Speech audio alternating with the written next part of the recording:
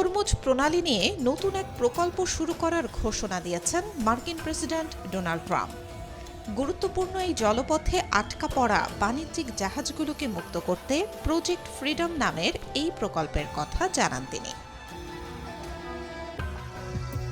নিজের সামাজিক যোগাযোগ মাধ্যম ট্রুথ সোশ্যালে পোস্ট করা এক বার্তায় এই ঘোষণা দিয়েছেন প্রেসিডেন্ট ডোনাল্ড ট্রাম্প। খবর আল জাজিরার।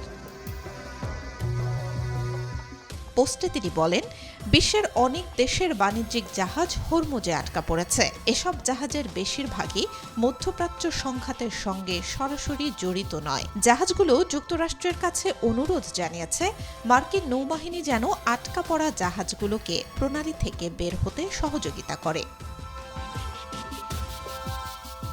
ট্রাম্প জানান, জাহাজগুলোর এই অনুরোধ রাখবে যুক্তরাষ্ট্র।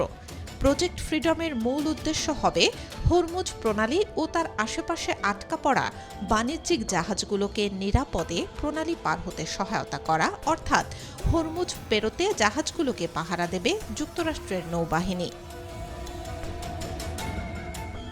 নতুন এই প্রকল্পকে মানবিক সহায়তা প্রচেষ্টা উল্লেখ করে ট্রাম্প বলেন, দিনের পর দিন আটকে থাকার কারণে অনেক জাহাজে ক্রুদের খাদ্য ও জরুরি সরবরাহের সংকট দেখা দিয়েছে। নিরপেক্ষ ও নিরপরাধ ক্রুদের মুক্ত করা হবে বলেও জানান তিনি। যুক্তরাষ্ট্রের স্থানীয় সময় সোমবার সকাল থেকে হরমুজে প্রজেক্ট ফ্রিডম শুরু হবে বলে ট্রুথ সোশ্যাল পোস্টে জানিয়েছেন যুক্তরাষ্ট্রের প্রেসিডেন্ট। তবে যদি নতুন এই প্রকল্প বাস্তবায়নের পথে কেউ বাধা হয়ে দাঁড়ায় বা কোনো প্রকার হস্তক্ষেপ করে, তবে তা কঠোরভাবে প্রতিহত করার হুঁশিয়ারও দিয়েছেন তিনি। আরব উপসাগর ও পারস্য উপসাগরকে সংযুক্তকারী ১৬৭ কিলোমিটার দীর্ঘ হরমুজ প্রণালী অন্যতম গুরুত্বপূর্ণ আন্তর্জাতিক বাণিজ্য জলপথ। বিশ্বের প্রায় ১/৫ তেল, গ্যাস ও জ্বালানি পণ্য এই প্রণালী দিয়েই পরিবহন করা হয়। গত ২৮ ফেব্রুয়ারি ইরানের বিরুদ্ধে যুক্তরাষ্ট্র ও ইসরায়েলের যুদ্ধ শুরুর পর হরমুজ প্রণালীতে অবরোধ জারি করে তেহরান।